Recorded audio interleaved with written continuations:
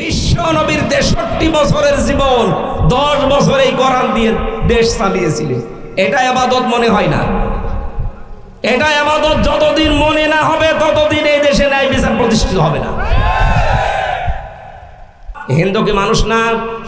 সুতরাং আমরা উপকার করতে চাই, মানুষ সে যে ধর্মের হোক। আর এটা আমার মনে হয় সবচাইতে বেশি অনুধাবন করেছে বাংলাদেশের জামাত ইসলামের আমির ডাক্তার শফিকুর রহমান। উনি ধর্ম বেধর্ম দেখে না, মানুষ হলেই ছুটে যায় সেখানে। আমাদের আচরণ এরকম হওয়া দরকার। এটাকে যারা রাজনীতি মনে করে এখনো পর্যন্ত উল্টাপাল্টা ধারণায় আছেন। আপনার কি বিশ্বাস হয় না যে আপনি নামাজ পড়লেও, রোজা রাখলেও, হজ করে আসলেও আপনার মরণ ওই ফেরাউনের মতো হবে? কারণ ও আল্লাহর প্রেরিত পুরুষ রাসূলুল্লাহকে মানে নাই। কথা বলেন। এরপরে যদি কারো বিবেক না খোলে, আমার মনে হয় বিবেকের উপরে কুকুরে পোশাক করেছে। ও বলছে ঠিক। কোন এলাকায় আসলাম? 8-10 মিনিট টয়লেটে থাকলেন, এটা ইবাদত মনে করেন। আর 63টা বছর তার প্রেরিত পুরুষ দুনিয়ায় কাটিয়ে গেল ওই অনুযায়ী চলতে। তো আমরা বলি, আমরা কি লেনিনের অনুযায়ী চলতে বলেছি? এই কথা বলে না কেন? মাওলানা নিজামীর অনুযায়ী চলতে বলেছি, খালেদা জিয়ার অনুযায়ী চলতে বলেছি। আমরা বলছি রাসূলুল্লাহর আদলে চলেন। ন্যায় বিচার কারে বলে, কত প্রকার, কি কি গ্যারান্টি দিতে পারি যদি রাসূলুল্লাহর মতো 10টা বছর এই কোরআন দিয়ে বাংলাদেশ চলে, 36,000 কোটি টাকা এই দরবেশের মতো না, 36 পয়সা এদেশ থেকে চুরি হবে না। আপনি একটু দিয়ে দেখেন না কেন এরকম মানুষদেরকে দেওয়া? তো এরকম মানুষদেরকে যারা সারা জীবন জুলুম করে আল্লাহর আসামি হয়ে বসে আছে, যারা নিজের নফসের উপরে, পরিবারের উপরে, সমাজের উপরে, রাষ্ট্রের উপরে, জনগণের উপরে জুলুম করেছে, ওরা সরাসরি আল্লাহর মামলার আসামি। আর যারা আল্লাহর মামলার আসামি নিজেরা, তাদের দিয়ে কল্যাণ সম্ভব? যারা আল্লাহর বন্ধু, যারা ঈমান অনুযায়ী কাজ করবে, এই যে এই মহা ক্ষতি থেকে বাঁচার জন্য প্রথম লাগবে এই জন্য ঈমান। প্রশ্ন আসতে পারে, আমার কি ঈমান নেই? না, ঈমান আছে। কথা বললে আপনার ঈমান থাকবে তা না। অমিনান নাসি মান ইয়াকুলু আমান্না বিল্লাহি ওয়া বিল ইয়াউমিল আখির ওয়া মা হুম বিমুমিনিন। মানুষের ভেতরে অনেক মানুষ এমন আছে, তারা বলে আল্লাহ তোমার বিশ্বাস করি, কিয়ামত হবে এইটাও বিশ্বাস করি। আল্লাহ বলেন এরা কিন্তু ঈমানদার না। যতদিন পর্যন্ত এই দুইটা শব্দ তার বাস্তব জীবনে, প্র্যাকটিক্যাল লাইফে দেখা না যাবে, ততদিন ওই লোকটা ঈমানদার না। হযরত ওমর আল্লাহকে বিশ্বাস করি আমাদের মতোই কথা বলেছিলেন, কিয়ামতে জবাব দেওয়া লাগবে কথা তিনি আমাদের মতোই বলেছিলেন। কিন্তু তার প্র্যাকটিক্যাল লাইফটা তাকান, এই বিশ্বাসটা তিনি কোথায় নিয়ে গেছেন। তার জীবনের ভেতরে দেখেছি তিনি সন্তান ভর্তি করেছিলেন মাদ্রাসায় হযরতে আব্দুল্লাহ বিন ওমরকে। ওই প্রতিষ্ঠানে পড়তো ওই দেশের প্রধান বিচারপতি হযরতে আলীর সন্তান হোসাইন। বারবার টেবিলের উপর থেকে কলম ফেলে দিচ্ছে আর বলে হযরত ওমরের ছেলে আব্দুল্লাহকে বলে তুলে দাও। 3 বার ফেলে দিলেন, 3 বারই তুলে দিলেন। উনি তো প্রেসিডেন্টের ছেলে, একটু রেগে গেছেন যে বারবার কলম ফেলো আর আমারে তুলতে বলো, আমি কি তোমার চাকর নাকি? হযরতে হোসাইন বলে ফেলেছেন যে তুমি শুধু চাকর না, তুমি তো চাকরের বাচ্চা চাকর। বাড়িতে গিয়ে বলছে আব্বা হোসাইন আমাকে গালি দিয়েছে, আমি আর মাদ্রাসায় যাব না। কেন, কি গালি? আমি নাকি চাকর, এমনকি তুমিও চাকর। তুমি যদি বিচার না করো অপমানের, ঠিক আছে এখন না, জমার দিন করব। জমার দিন হাজারো সাহাবায়ে কেরাম এক জায়গায় মসজিদে নববীতে হযরত ওমর বয়ান করছিলেন, হঠাৎ আলোচনা থামিয়ে দিলেন, ডাক দিয়ে বললেন হোসাইন সামনে আসো। কাছে ডেকে বললেন তুমি আমার এই ছেলেকে গালি দিয়েছো, চাকরের বাচ্চা, খাদেমের বাচ্চা, খাদেম বলে রাহা দিয়েছি। কেন দিলে? এরকম অপমানজনক কথা বললে কেন? হযরতে হোসাইন বলে খলিফা বুকে হাত দিয়ে বলেন তো আপনি কি আমার নানার খাদেম ছিলেন না? হযরত ওমরের কথা বন্ধ হয়ে গেছে। আমি তো এভাবে চিন্তা করি নাই। তুমি যা বললে এটা কি লিখে দিতে পারবে যে আমি রাসূলুল্লাহর খাদেম ছিলাম? ঠিক আছে, কাগজ কলম নিয়ে আসেন। খেজুরের পাতা নিয়ে আসতে বললেন এক সাহাবীকে, লিখে নিলেন এ ওমর আমার নানার খাদেম ছিল, আমি দেখেছি, আমি সাক্ষ্য দিচ্ছি, সই করে দিলাম, এতে হোসাইন ইবনে আলী। কাগজটা হাতে নিলেন, চুমা খেলেন, ডাক দিয়ে বললেন, নবীর সাহাবীরা বিচার হয়ে গেছে। ছোট মানুষ আব্দুল্লাহ তো বসে না, বলে আব্বা তুমি তো এখনো বিচার আরম্ভ করলে না, হোসাইনকে কিছু করবা না, ওকে মারধর করবা না? হযরতে ওমর চোখের পানি ফেলে বলে, সন্তান, যে বিচার করেছি দুনিয়া না, মরণের পরেও কাজে লাগবে। আমি যখন মারা যাবে কাগজটা আমার কাফনের ভেতরে দিয়ে দিও। জীবনে যদি কিছুই কবুল না হয় আল্লাহর কাছে, অন্তত এই কাগজটা তুলে দেখাবো, রব্বুল আলামিন তোমার নবীর নাতি নিজে লিখে দিয়েছে যে আমি নবীর খাদেম ছিলাম, এই ওসিলায় হলেও আজকে কিয়ামতে আমারে তুমি মাফ করে দাও। তাদের ইমানের ধাঁচ দেখেছেন, কোন বিশ্বাসে তারা চলতো। আমাদেরও ইমান আছে, আমাদের ইমানে 10টা টাকা এদিক থেকে ওদিকে, রাস্তা থেকে পড়ে পাওয়ার পরে 10 টাকা ফেরত দেওয়ার মতো ইমান আমাদের নেই। অথচ এই মানুষটাও তো রাষ্ট্রের দায়িত্ব ছিলেন, তাদের ইমান কোথায় পৌঁছিয়েছে, তাকে কোন চিন্তা ভাবনায়, কোন টেন্ডেন্সিতে নিয়ে গেছে, আর আমরা আছি কোন ইমানের। এজন্য মহা ক্ষতি যেটা অপেক্ষা করছে তামাম দুনিয়ার মানুষের জন্য, বাঁচতে হলে ইমান হযরতে ওমরদের মতো আনা লাগবে। কোন মানুষ যদি ইমান আনে, তাকে কমপক্ষে 7টা জিনিস দুনিয়ায় মেনে চলতে হয়। ওই যে কায়দায় ছোটবেলায় হুজুর আমাদেরকে পড়িয়েছিল, ওই সময় বুঝি নাই, কিন্তু এখন বুঝতেছি। ওই সময় এক বাক্যে আমাদেরকে ছোটবেলায় কায়দা পড়তে গেলেই পড়িয়েছে, আমানতু বিল্লাহি কামা হুয়া বিআসমাইহি ওয়া সিফাতিহি আকাবিলতু জামিয়া আহকামিহি ওয়া আরকানিহি। এ কথা পড়েননি? কি বলেছিলেন আপনি? আমানতু বিল্লাহ, আমি বিশ্বাস করি, ঈমান আনি এমন আল্লাহর উপরে, কামা হুয়া, যার অস্তিত্ব আছে। পৃথিবীর অন্যান্য ধর্ম যারা মেনে চলেন তাদের সাথে আমাদের ইসলামের এই কারণে মিল নেই, কারণ আমরা এমন আল্লাহকে বিশ্বাস করি যার অস্তিত্ব আছে। প্রশ্ন আসতে পারে, হিন্দুরা যে 12 মাসে তার পূজা করে, ওদের 33 কোটি দেবতা, ওদের তো অস্তিত্ব আছে? হ্যাঁ আছে। আমাদের আল্লাহর যেমন অস্তিত্ব আছে, ওনাদের দেবতার অস্তিত্ব তো তাও দেখা যায়, আমাদের তো দেখা যায় না। মেনে নিলাম প্রথমটা নাই মিলেছে, পরের গুলো মিলান তো মেলে কিনা? বিআসমাইহি, আমরা এমন আল্লাহর উপরে ঈমান এনেছি যার শুধু অস্তিত্ব না, তার নাম আছে। নাম নেই?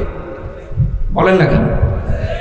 এখন হিন্দুরাও তো এই কথা বলবে যে হ্যাঁ আমরা যার ইবাদত করি তারও নাম আছে, এই যে দুর্গা, সরস্বতী, ও বল নাম দেয়নি ওরা? আমাদের আল্লাহর নাম আছে 5,000, আমরা 99টা জানি বেশি। ঠিক আছে, আমাদের অস্তিত্ব নামের সাথে মিলেছে। 3 নাম্বারটা মিলান, দেখবেন অনেক কিছু একটা একটা করে মিলবে না। বিআসমাইহি শুধু না, ওয়াসিফাতিহি, আমরা এমন আল্লাহকে বিশ্বাস করি যার গুণাগুণ আছে। হিন্দুদের জিজ্ঞাসা করেন, ও ভাইরাও বলবে আমরা এমন দেবতার ইবাদত করি যার গুণাগুণ আছে। সরস্বতীর গুণাগুণ কি? লেখাপড়ায়, বিদ্যাতে বরকত দেওয়া। দুর্গার গুণাগুণ কি? ফসলে বরকত দেওয়া। এ কথা বলছে না কেন? এটা যারা মেনে চলে, ওই ধর্মের লোক বলল যে দুর্গা ফসলে বরকত দেয়, কিন্তু আমার ধর্মের কোন মানুষ যেটা আল্লাহকে বিশ্বাস করে বলে আমাদেরকে শোনায়, সেই মানুষটা যদি বলে ফসলে বরকত হয়েছে দুর্গার কারণে, তার ঈমান থাকার কথা। এতটুকু শেষ করেননি? তাহলে প্রথমে অস্তিত্বের সাথে মিলে গেছে, নামের সাথে মিল আছে, গুণাগুণও মিলছে। আল্লাহ রাব্বুল আলামিন যতগুলো গুণ নিয়ে নাম নিয়েছেন, শুধু নাম নিয়েই শেষ করে দেননি, প্রতিটি নামের কার্যকারিতা তিনি দুনিয়ায় দেখিয়েছেন। তিনি রব নাম নিয়েছেন, এজন্য নেই থেকে আমাকে হামজা বানিয়েছেন। কথা বলেন না কেন? হালাকা আলাল ইনসানি হাইনুম মিনাদ দাহরি লাম ইয়াকুন শাইআম মাযকুরা। হামজা, তোর জীবনে কি এমন সময় ছিল না যখন উল্লেখ করার মতো তুই কিছু ছিলি না? এ কথা কার? তার মানে যে নেই থেকে অস্তিত্ব দিয়ে পর্যন্ত বানিয়েছেন আমাদের রব। এ নামটা নেওয়ার কারণে নাম আছে, নামের গুণাগুণ আছে এবং এ নামের বাস্তবতাও তিনি দেখিয়েছেন। এবার আপনি পৃথিবীর যত ধর্ম আছে মিলান, যে কোনো ধর্মের যারা অনুসারী তারা যাকে ডাকে তাদের হয়তো অস্তিত্ব তারা বলে যে সামনে দেখতে পাচ্ছি, তাদের নামও তারা মন মতো বিভিন্ন নাম দিয়েছে। নামের গুণাগুণ বলে যেটা বিশ্বাস করে, ওই বিশ্বাসের বাস্তবতা পৃথিবীতে পাওয়া যায় না। দুর্গা নাম দিয়ে দুর্গাকে আপনি ফসলের মাঝে রেখে আসেন, বরকত দেওয়া দূরের কথা, দুর্গা সহ ফসল চুরি হয়ে যাবে। আর কথা বলছেন এটা আমি একটা উদাহরণ মাত্র দিলাম, মিলছে না। আমরা এমন আল্লাহতে ঈমান এনেছি, বিশ্বাস করেছি, যিনি শুধু নাম নিয়ে বসে নেই, নামের গুণাগুণ এবং কার্যকারিতাও দেখিয়েছেন। এবার আমাদের ঈমানের সফলতা পূর্ণতা পাবে ওই সময় অসিফাতিহি ওয়া ক্বাবিলতু জামিয়া আহকামিহি ওয়া আরকানি। আমরা শেষে এই কথার স্বীকৃতি দিয়েছি যে আমি কিন্তু কবুল করে নিয়েছি, আমি কবুল করে নিলাম, আমি স্বীকৃতি দিলাম, কবুল করলাম, গ্রহণ করলাম। আল্লাহর যত আদেশ এই পৃথিবীতে আমার উপরে আছে আমি সব মেনে নিলাম, যত নিষেধ আছে আমি সব ছেড়ে দিলাম। এর নাম ঈমান। এর নাম কি? এই যে উদাহরণটা ফেরাউনের দিলাম এমনি না। আপনি নামাজ আল্লাহর হুকুম মতো পড়েছিলেন, রোজা আল্লাহর হুকুম মতো রেখেছিলেন, ওই আল্লাহর একই হুকুম ছিল কোরআনে, ইয়াসিন ওয়াল কুরআনিল হাকিম। আল্লাহর পাঠানো একমাত্র ঘোষণা দেওয়া নেতা এই পৃথিবীতে মুহাম্মদ রাসূলুল্লাহ। ইয়াসিন শব্দের ব্যাখ্যায় আমি পড়েছি, ইয়া মানে হে, সিন মানে সাজ্জেদ। আল্লাহর ঘোষণা দেওয়ার নেতা কয়জন? এটা দুনিয়ার বিষয় মনে করবেন না যে দুনিয়ার বিষয় ছাড় দিলাম, না, এটা আখিরাতের সাথে সম্পৃক্ত। এই দুনিয়াতে যাদের আদর্শ ঠিক নেই, নেতা ঠিক নেই, ও মারা যাওয়ার পরে ওই লোকটার সাথে হাসর উঠবে যেই লোকটার পেছনে ছিল।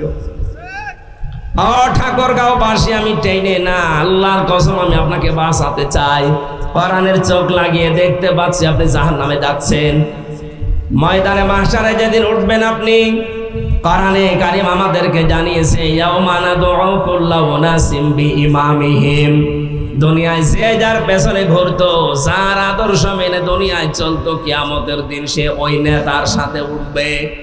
এবার আপনি বলেন তো এটা দুনিয়ার বিষয় হয় কি করে? এরপরও কি আপনার বিবেকে নাড়া দেয় না? কিয়ামতে আপনি উঠবেন ওই লোকটার সাথে যাকে দুনিয়ায় আদর্শ মনে করে চলতেন। এবার আপনার বিবেকের কাছে আমার প্রশ্ন, আপনি যাকে মেনে চলেন বলেন, এই লোকটা যদি কিয়ামতে আপনার সামনে থাকে, আপনি পেছনে, কি মনে হয় আপনার? ওকে দেখে আল্লাহ মাফ করার মতো, কারণ আপনি তার চরিত্র না জানতে পারেন। ওর চরিত্র, ওর পোশাক আশাক, ওর সোরাত সিরাত কে জানে? আরো জোরে বলেন।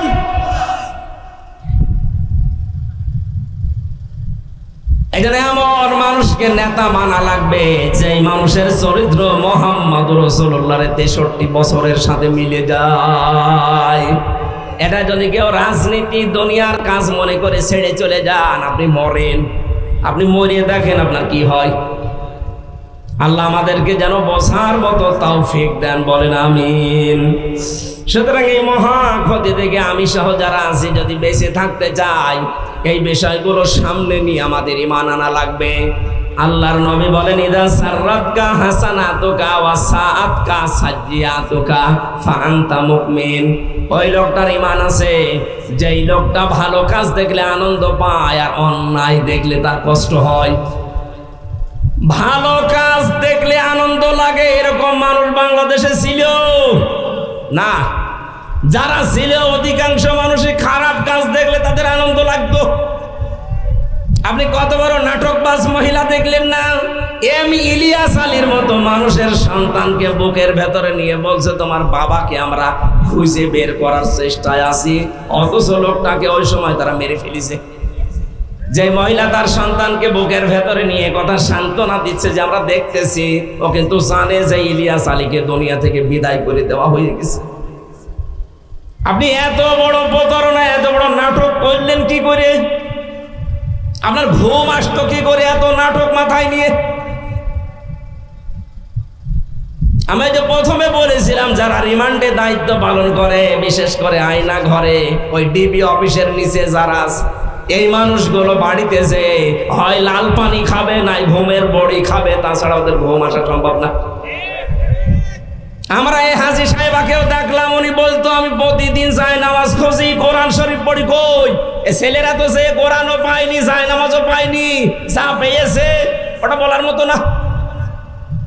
আর যা দু একটা পেয়েছে সব ওই লাল পানির বোতল। কথা বলে না কেন? আপনি এই জুলুম অত্যাচার আয়না ঘরের এই নির্যাতন নিচে জানতেন যেগুলো হচ্ছে ওখানে, এগুলো দেখার পরে কোনো মানুষের স্বাভাবিকভাবে ঘুম আসা সম্ভব না, এই জন্যই লাল পানি খাওয়া লাগতো। এটা ভালো কাজ যাদের কাছে ভালো লাগে না, অন্যায় দেখলে যাদের অন্যায় মনে হয় না, সে 14 বার হজ করতে পারে কিন্তু সে ইমানদার না, সে ওই ক্ষতির ভেতরে আছে। আমরা কি ক্ষতির ভেতরে আছি কিনা আমরা নিজেরাই প্রমাণ। ভালো কাজ দেখলে আপনার আনন্দ লাগবে, অন্যায় দেখলে আপনার কাছে কষ্ট লাগবে, মাস্ট বি। শুধু নামাজ পড়া, রোজা রাখা, হজ করাই ভালো কাজ না। এই পৃথিবীতে সব চাইতে ভালো কাজ আল্লাহর দৃষ্টিতে মাইয়ান ফাউন নাস খায়রুন নাস। হিন্দু কি মানুষ না? সুতরাং আমরা উপকার করতে চাই, মানুষ সে যে ধর্মের হোক। আর এটা আমার মনে হয় সবচাইতে বেশি অনুধাবন করিস বাংলাদেশের জামাত ইসলামের আমির ডাক্তার শফিকুর রহমান। উনি ধর্ম বেধর্ম দেখে না, মানুষ হলেই ছুটে যায় সেখানে। আমাদের আচরণ এরকম হওয়া দরকার। শ্রবণ শক্তি, দর্শন শক্তি, বাক শক্তি, আঁকের শক্তি, গ্রাণ শক্তি, এই 5টা দুনিয়ার কেউ দেয় না। মায়ের পেটের ভেতরে আল্লাহ যাকে ইচ্ছা করে তাকে দেয়, যাকে ইচ্ছা উনি দেয় না।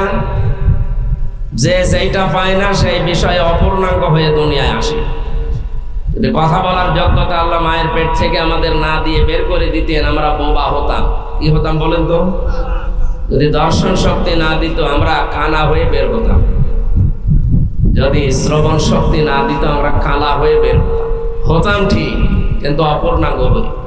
আর একটা নিয়ামত যদি কম পেতাম, সারা জীবনের জন্য মানুষের কাছে গালি শুনতে শুনতে জীবন শেষ হয়ে যেত। যারা কানা, অন্ধ মানুষ, যারা এদের শরীরের ফিটনেস যাই থাক, নাম মানুষ ডাকলে কি বলে বলেন? বলেন কত বড় একটা নিয়ামত আপনি পেয়েছেন, যদি হিসাব করেন কিয়ামত পর্যন্ত শুকরিয়া আদায় করেও শেষ হবে না। কুমিল্লায় এক মাহফিলে খাবার খাচ্ছিলাম, আমার পাশে এক অন্ধ, হঠাৎ বিদ্যুৎ চলে গেল। আমরা যারা সকলা মানুষ আছে আমরা তো চিল্লা পাল্লা করছে, ওই তাড়াতাড়ি বিদ্যুৎ কোথায় গেল, আপনারা জেনারেটর ঠিক করেন, মোমবাতি চালান, হারিকেন চালান। অন্ধ আমার বাম পাশে ছিল, আমার হাত চেপে ধরে বলছো হুজুর মাত্র 2 মিনিট কারেন্ট চলে গেছে, আপনি চিল্লাচ্ছেন। অথচ আমার জীবনে আজ 42 বছর কোনো কারেন্ট নেই। হ্যাঁ, আপনাদের গল্প শেষ হয়েছে, কথা বলা যাবে? ঠিক আছে, আপনি এখান থেকে যান তো ভাই। এই ফানানা ভাই, আপনি এখান থেকে যান, যান যান যান যান, যেভাবে আছে ঠিক আছে সব। এই স্বেচ্ছাসেবক, কিছু লাগবে না, যান এখান থেকে যান। না না, আপনি না গেলেন কথা বলবো না, এখান থেকে যান, এখান থেকে যান, নাই বসে। আবার তাকিয়ে আছেন কি দেখেন কি? আপনি যান, এখান থেকে যান।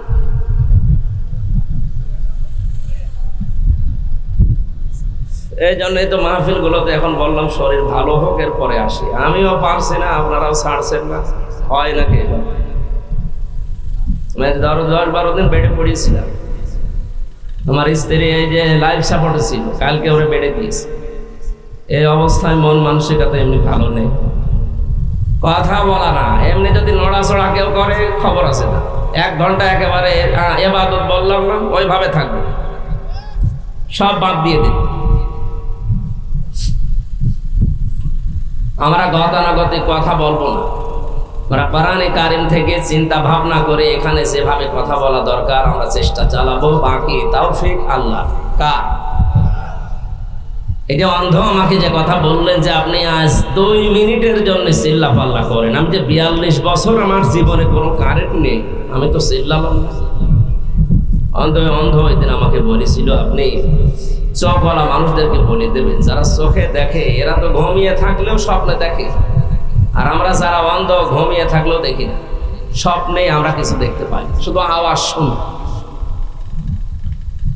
সুতরাং যে আল্লাহ আমাদের এই 5টা স্পেশাল জিনিস দিয়ে দুনিয়ায় পাঠালেন, অন্য কিছু যদি আমরা না পাই তাও আমরা আল্লাহর উপরে খুশি বলেন।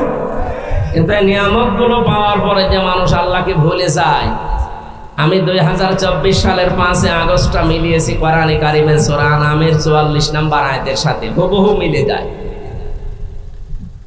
আল্লাহ রাব্বুল আলামিন বলেন, ফালাম্মা নাসু মা দুক্কিরু বিহি ফাতাহনা আলাইহিম আবওয়াবা কুল্লি শাই। যখন তারা আমার নিয়ম নীতি, আমার আদেশ, আমার আইন কানুন, আমি আল্লাহর বিধিবিধান ভুলে গেল, তাদের যে নিয়ামত দুনিয়ায় চলতে ফিরতে লাগে এটা আমি আল্লাহ আরো বাড়িয়ে দিলাম। আয়াতটা একটু বাস্তবে মিলান তো। 2006 সালের এই যে অক্টোবর মাসের 28 তারিখে এই বাংলাদেশে একটা ট্র্যাজেডি ঘটেছিল। লঘি বৈঠা নিয়ে মানুষকে যেভাবে পিটিয়ে মারার পর তার লাশের উপরে ড্যান্স দিয়েছিল, এ দৃশ্য আমি কোনোদিন কোনো কিতাবে বইতে পড়া তো দূরের কথা, শুনিও নাই।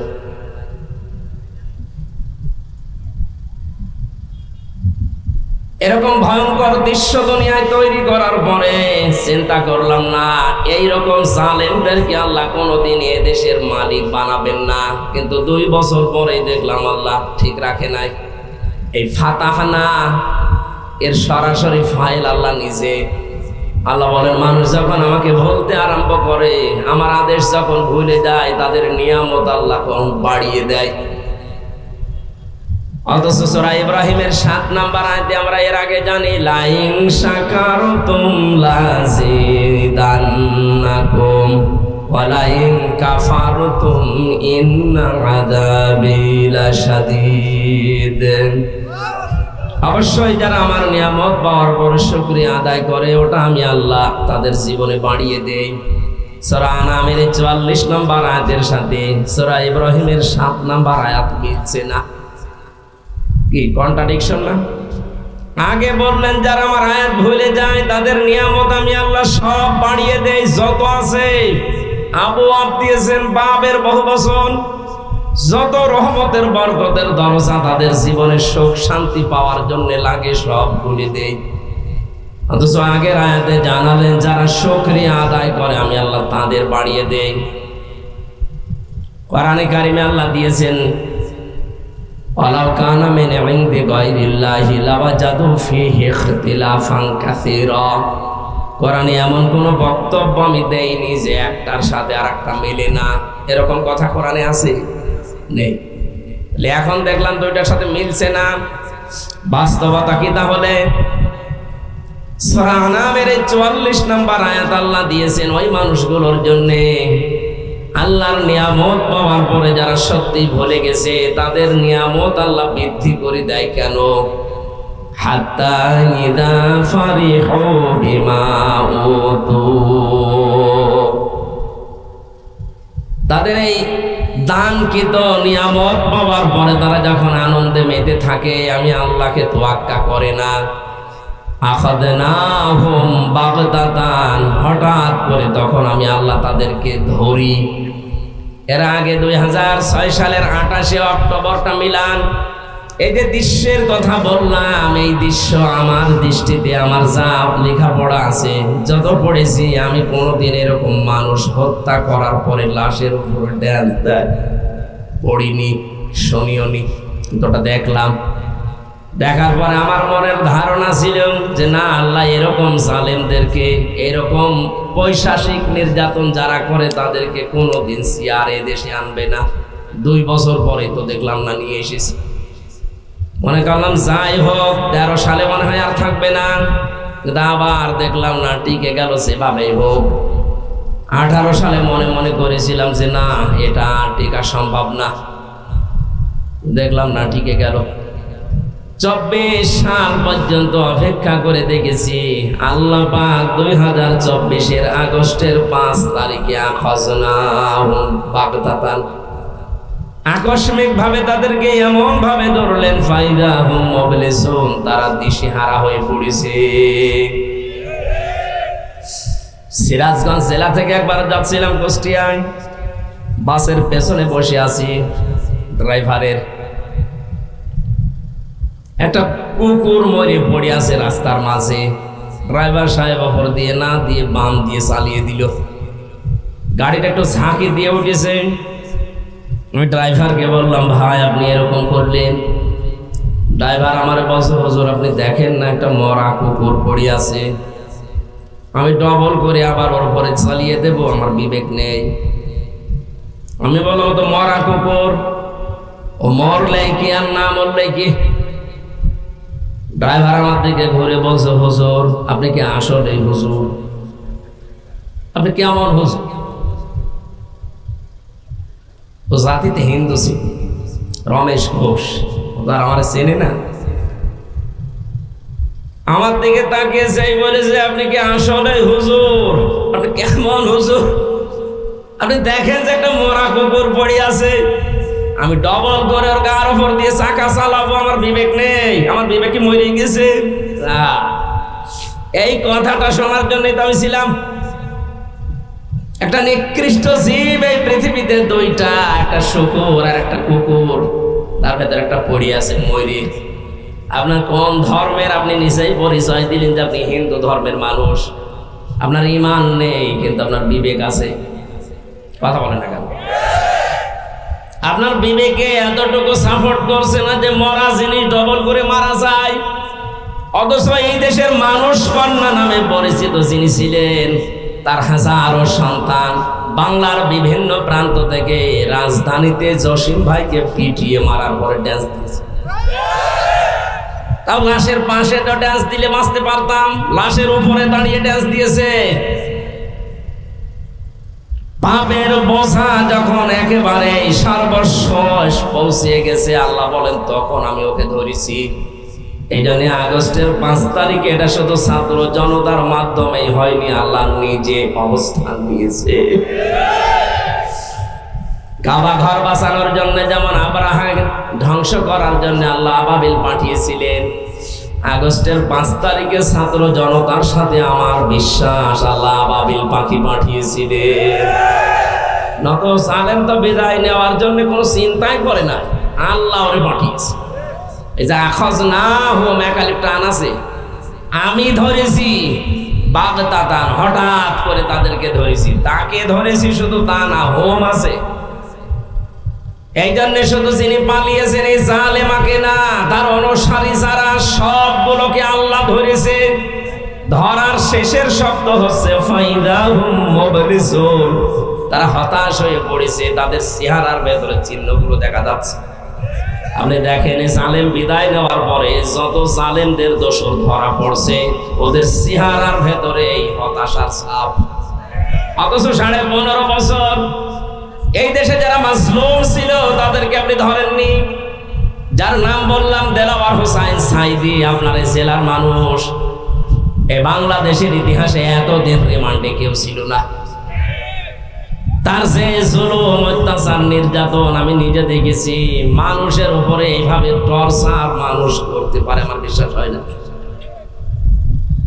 আমার রিমান্ডে ওনার উদাহরণ দিতে হচ্ছে, দেলাওয়ারকে আমরা পিটিয়েছি এইভাবে এইভাবে।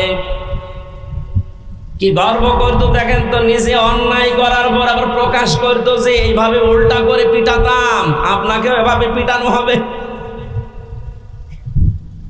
আমাকে রেখেছিল কিন্তু একদিন মাত্র, 10 দিনের ভেতরে একদিন আমার 11 ঘন্টা টাঙিয়েছিল, মাত্র একদিনে আমার শরীর শেষ। এটা এখনো পর্যন্ত আমি স্বাভাবিক না।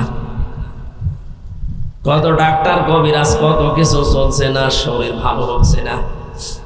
কিন্তু এই যে ছেলেটাকে একদিন 2 দিন না, মাসের পরে মাস, 54 দিন, 56 দিন না 54 দিনের নাম আমরা শুনেছিলাম। এতদিন পর্যন্ত রিমান্ডে এই দেশে কাউকে নেওয়া হয়নি। আমি 10 দিনের ভেতরে মাত্র একদিন অত্যাচারের শিকার হয়েছি, বাকিগুলো আমাকে শুধু নিয়েছে তো আর ফিরিয়ে নিয়ে আসতো। কিন্তু সে 54 দিনের অত্যাচারের শিকার। ওই তাদের চেহারার ভেতরে আমি আদালতে দেখেছি হাসি, আর আপনার চেহারার ভেতরে এখন কি পাওয়া যাচ্ছে? পচা ডিম। এই যে দরবেশটার দিকে তাকান, ও কোন লজ্জায় দাড়ি কাটলাম তো বুঝি না। কত বড় নাফরমান মানুষ হলে নবীর গলায় ছড়ে দিয়ে দাড়ি কেটে নম হয়ে নৌকার বইটা ধরে চলে যাচ্ছে। ওকে ধরিয়ে দিয়েছে আল্লাহ নিজে, যে কালা মানিককে ধরিয়েছে, কলার পাতায় শুয়েছে, আল্লাহর বিসি পর্যন্ত উড়ে গেছে। তা এবার সংসার কর।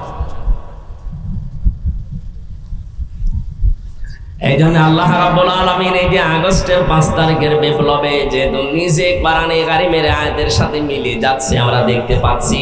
ফাকাতিয়া দাবিরুল কওমিল্লাযিনা যালামু, আয়াতের পরের আয়াত আল্লাহ বলেন জালেমদের শিকড় আমি আল্লাহ নিজে কেটে দিয়েছি। বলেন সুবহানাল্লাহ। এদেশে জালেমদের কোনো শিকড় আর নেই, ইনশাআল্লাহ থাকবে না সামনে। যারা আছে জালেমদের দোসর, যদি মুখ বের করেন এ দরবেশের মতো ধরা খাবে। কথা বলেন না কেন? ওয়া আম্মা মান সাকুলাত মাওয়াজিনুহু ফাউম্মুহু হাবিয়া ওয়া আম্মা মান খাফফাত মাওয়াজিনুহু ফাউম্মুহু হাবিয়া। কিয়ামতের দিন আমলে যাদের নেকির পাল্লা হালকা হবে আল্লাহ তাদেরকে মায়ের কাছে পাঠাবেন। এখানে মা মানে জাহান্নাম। জাহান্নামের যে শব্দটা আল্লাহ উল্লেখ করার সময় উম্মুহু দিয়েছেন, মায়ের নাম দিলেন কেন? কারণ মায়ের কোলে মানুষ নিরাপদে থাকে। কথা বলে না কেন? ওনাদের মা যেহেতু পালিয়েছে, আমরা চাই এদেশে যদি ওইরকম কিছু করতে চান আপনারা মায়ের কাছে চলে যান, নিরাপদে থাকবেন। অথচ এই দেশে থাকলে আপনি মুখ বের করবেন আর ধরা খাবেন, কারণ যা করেছেন ওটা তো আপনি বলতে পারবেন না। এই জুলুমের কথা বলতে গেলেই পরিচয় দিলেই মার খাবেন। এখন এই দেশের অবস্থা এই, কেউ যদি বলেছে আমি ওই দল করতাম, ওরে পিটিয়ে মানুষ মেরে। জালেমদের শিকড় যেহেতু আল্লাহ কেটে দিয়েছে, এদেশে ওদের আর শিকড় আমরা জন্মাতে দেব না। যারা 15.5 বছর জুলুম করেছে, বড় হোক মাঝারি হোক আর ছোট হোক, তালিকা করে করে মোড়ে মোড়ে টাঙিয়ে দেবে। কোন জালেম যেন কিয়ামতের আগে এই দেশে আর ঢুকতে না পারে। চট করে ঢুকে পড়বা, আসো তোমার চট করে ঢুকে পড়াচ্ছে। আয়না ঘরের শুধু নাম শুনেছেন, আমি 10 দিন দেখেছিলাম। মানুষ মানুষের সাথে আচরণ করতে পারে। আমার সাথে জেনেছিলেন মুফতি ফখরুল ইসলাম। এই লোকটা এই যে পায়ের ভেতরে এইভাবে হাত দিয়েছে, সামনে যে লোহার ব্যারিকেড দেওয়া ওর সাথে হাত লাগিয়ে তালা লাগিয়ে দিয়েছে। 1-2 মিনিট 5 মিনিট, মাসের পরে মাস এভাবে থাকা লাগে। 8 বছর 10 বছর পর্যন্ত এভাবে পড়ে আছে মানুষ। আমি মাটির নিচে আওয়াজ শুনেছিলাম, কেউ আছে 14 বছর একাধারে পড়ে আছে, কেউ জানে না পৃথিবীতে। খাবার দেয় সকালে পচা ছোলা কিছু, দুপুর বেলা মাখানো খাবার দেয়, মনে হচ্ছে কেউ মাখিয়ে রেখে গেছে। এখানে যে দায়িত্বগুলো পালন করতো মানুষ, এরা বাড়ি যে ঘুমায় তো কি করি? ছেলে কি করেন কি এখানে? এখান থেকে নেমে বসো, নেমে বসো। সব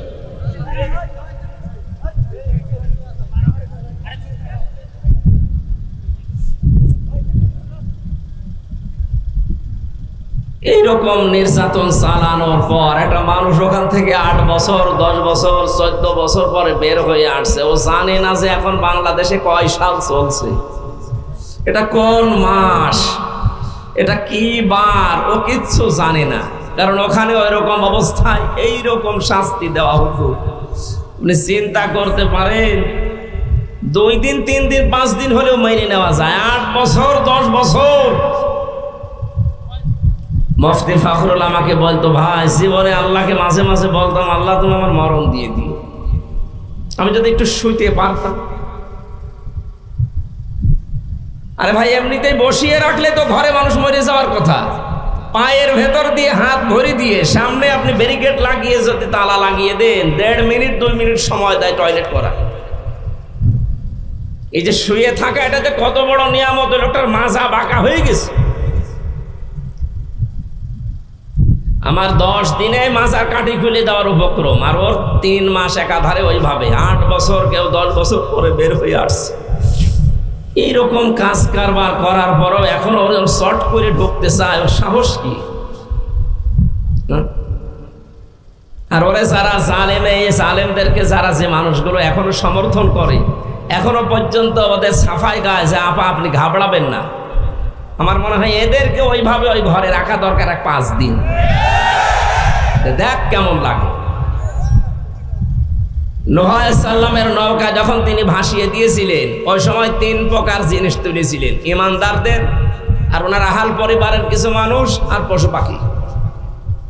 তখন আল্লাহ রাব্বুল আলামিন দিলেন যে বন্যা, চারিদিকে পানি যখন ফোয়ারা আর আঠা আরম্ভ হয়েছিল, নূহ আলাইহিস সালাম নিজের ছেলেকে যখন ডুবতে দেখছিলেন তখন বলেছিলেন, আল্লাহ এটা আমার ছেলে। আল্লাহ ধমক দিলেন, ওয়ালা তুখাতিবনি ফিল্লাযিনা যালামু। এই 950 বছর তো চেষ্টা করলে কত আসে নাই। সুতরাং এখন ওর জন্য আর সাফাই গাওয়া যাবে না, ওর পক্ষে আমি আল্লাহর কাছে কথা বলা যাবে না। জালেমদের পক্ষে কথা বলা নিষেধ কোরআনে। কার নির্দেশ? সুতরাং 15.5 বছর ওরা যা করেছে, অনেকে এখন টাকা খেয়ে তাদেরকে দলে ভিড়াচ্ছে। জালেমদের কোনো ক্ষমা নেই। এই কথা বলে না কেন? কারণ ওদের বিরুদ্ধে আল্লাহ নিজে মামলা দায়ের করবে। সুতরাং শেখ হাসিনা সহ এই দেশের 1628টা চেয়ারে যারা দায়িত্বে ছিলেন, প্রত্যেকে আল্লাহর মামলার আসামি। হামজার মামলা দেওয়া লাগবে না, মামলা দেবে কে? এটাকে আমি বানালাম। সূরা সূরা 25 নম্বর পারা 6 নম্বর পৃষ্ঠার 13 নম্বর লাইনের 42 নম্বর আয়াতে আছে, ইন্নামাস সাবিলু আলাল্লাযিনা ইয়াযলিমুনান নাস। আল্লাহ পাক বলেন, অবশ্যই আমি আল্লাহ নিজে মামলা দায়ের করব তাদের বিরুদ্ধে যারা মানুষ হয়ে মানুষের উপরে জুলুম করেছে। ওরা যে 15.5 বছর জুলুম করেছে, যাদের দিয়ে করেছে, এটাকে আবার ওয়াজ করে বোঝানো লাগবে? প্রত্যেকে আমরা এর শিকার, কেউ কম কেউ বেশি। এই জন্য জালেমদের পক্ষে কেউ কথা বলবেন না, সাফাই গাবেন না, এটা আল্লাহর নির্দেশ। কথা বলেন। যেখানে আছে জালেমরা যাক, সব চলে যাক, এদেশে কোনো জালেমের স্থান নেই। দরুদ আর সালাম পাঠের মাধ্যমে আজকের তেলাওয়াতকৃত আয়াত পরিচিত সবার, কিন্তু এর ভেতরে আল্লাহ দুনিয়া আখিরাত লুকিয়ে রেখেছে। আকৃতিতে ছোট, কিন্তু পুরা পৃথিবী এর ভেতরে। দুনিয়া আখিরাতে কেউ যদি সফলতা পেতে চায়, পুরা কোরআন দরকার নেই, এই একটা সূরা হলে হয়ে যাবে। এর ভেতরে যে কথাগুলো আল্লাহ দিয়েছেন, যদি সত্যি আমরা মেনে নিতে পারি, আসল লাভের মুখ আমরা দেখতে পারবো। সুবহানাল্লাহ বলতে পারেন নাই? আজকের আলোচ্য বিষয় হচ্ছে লাভ ক্ষতি। কি বললাম? লাভ মানে ইংরেজি লাভ। ইংরেজি লাভের অবস্থা ভালো না, এই জন্য ইংরেজি লাভে যারা আছেন তারা থামেন। বিয়ের আগে যারা ইংরেজি এলভি এই লাভে আছেন তারা থামবেন না চালিয়ে যাবেন? চালাবেন না, থামা লাগবে। এমনকি বিয়ের পরেও যারা পরকীয়া প্রেম এই নাম দিয়ে এই লাভে লিপ্ত আছেন, আপনারা থামবেন। এই এলাকায় আছে কিনা জানি না, পরকীয়া প্রেম করলে সবচাইতে বড় ক্ষতি দুনিয়ার এই যে আপনার চেহারার উজ্জ্বলতা আল্লাহ নষ্ট করে দেবে। দেখেন তো এলাকায়, একটু তাকান তো আশপাশে কার চেহারা এরকম। আশা করছি ইংরেজি লাভে আপনারা থাকবেন না। এ লাভ করা যাবে তখন যখন বিয়ে হয়ে যাবে, বিয়ের আগে কোনো লাভ নেই। কথা মনে থাকবে ইনশাআল্লাহ। তাহলে আজকে সূরা আসরের আলোচ্য বিষয় হচ্ছে লাভ ক্ষতি। কি বললাম বলেন তো? আমরা সবাই লাভ চাই না? এই লাভ আজকে আয়াত থেকে নিয়ে বাড়ি যাব। কেউ যেন ক্ষতি এই শব্দের ভেতরে না পড়ি।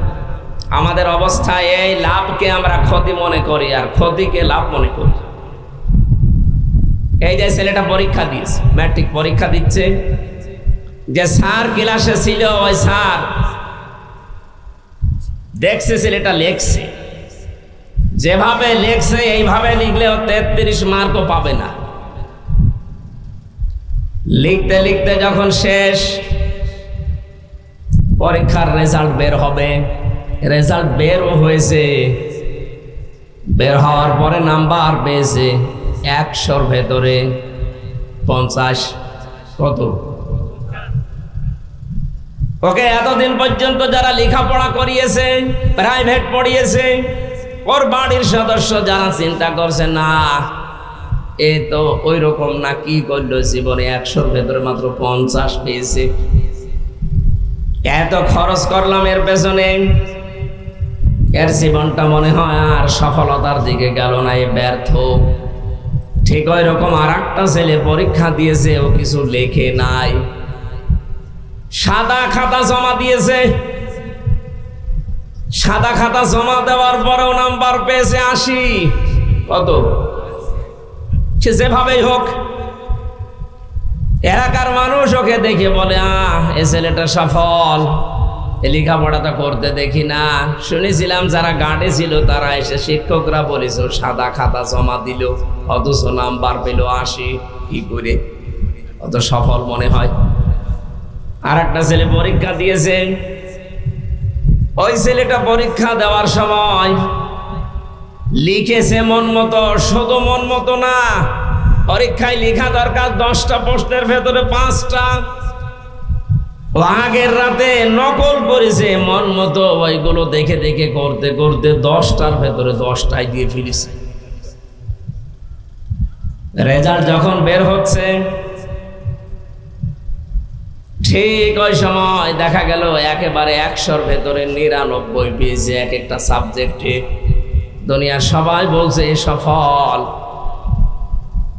এবার আপনি এই যে 3 জনের নাম বললাম, বলেন তো 3 জনের ভেতরে আসলে সফল কে?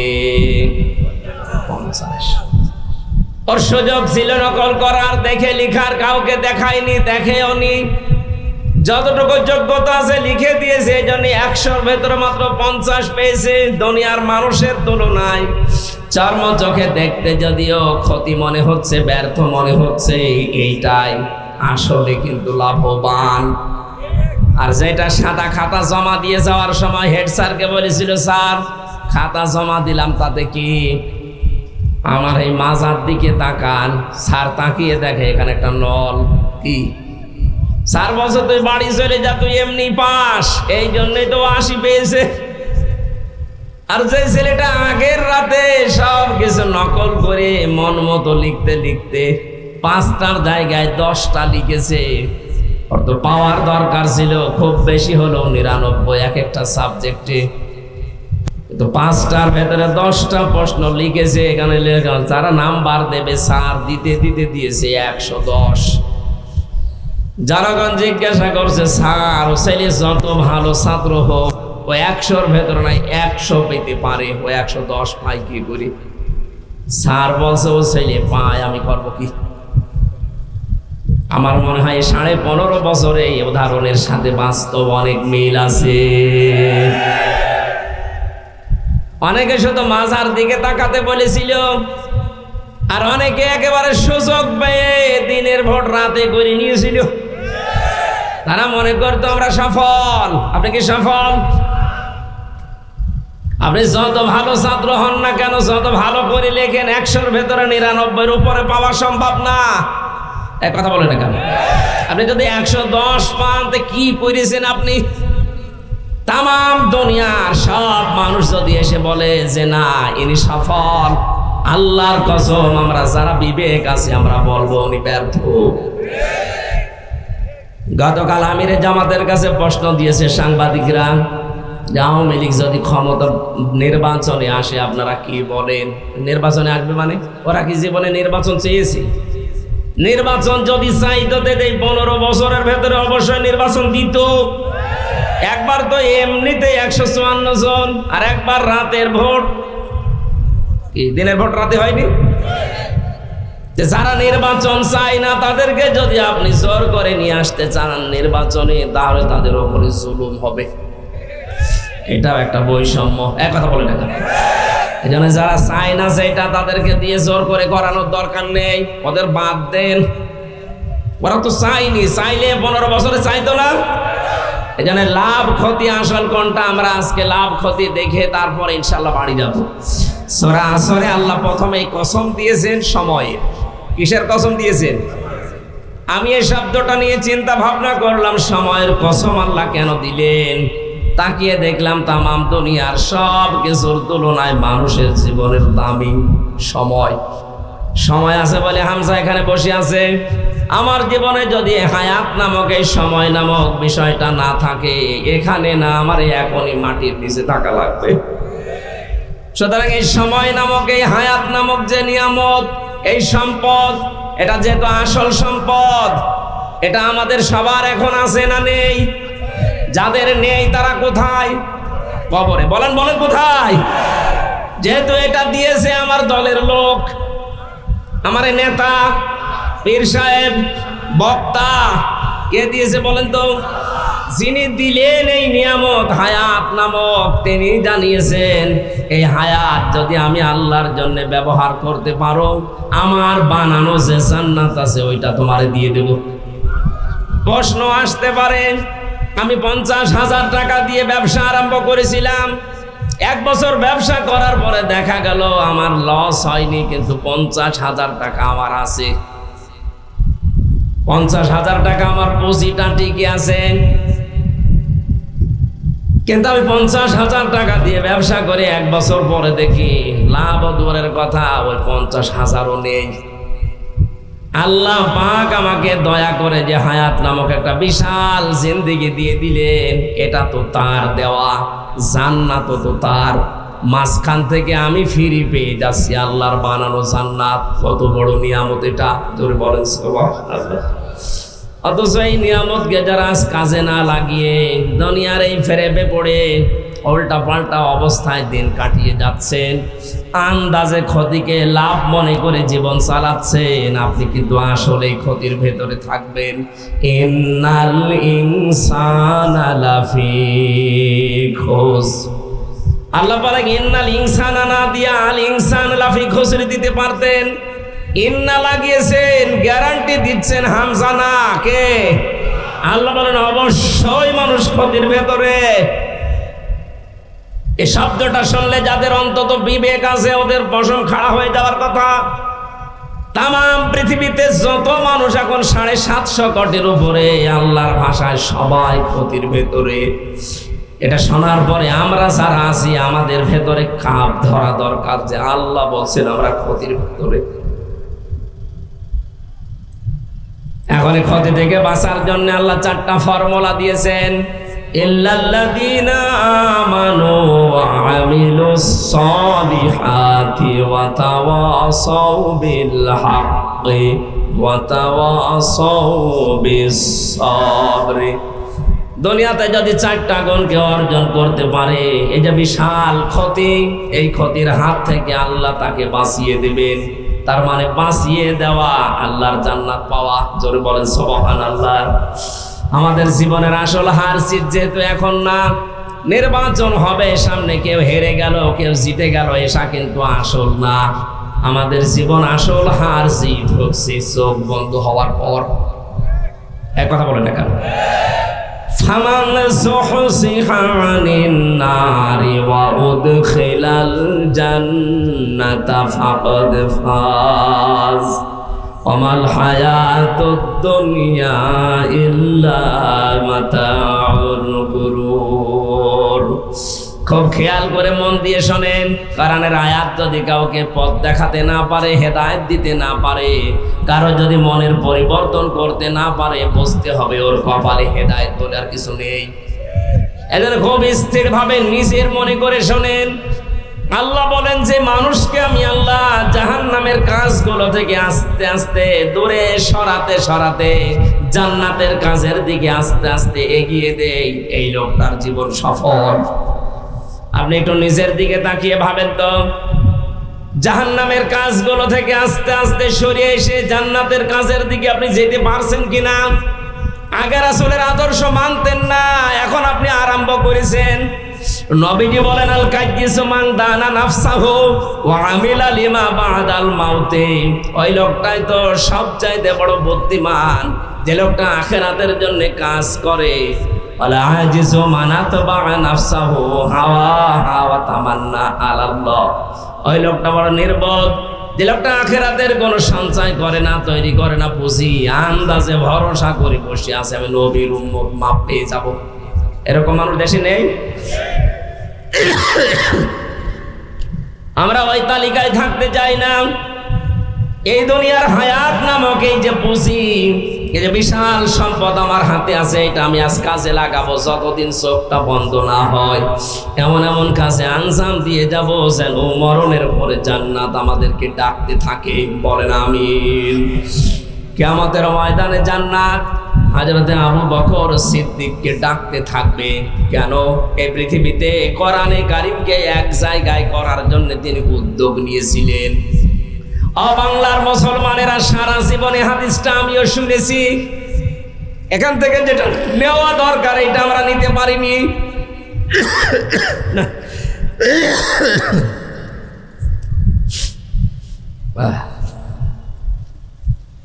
সামনে অনুষ্ঠানগুলো বাদ দেওয়া লাগবে, শরীর সুস্থ না করে আর অনুষ্ঠান দেওয়া যাবে।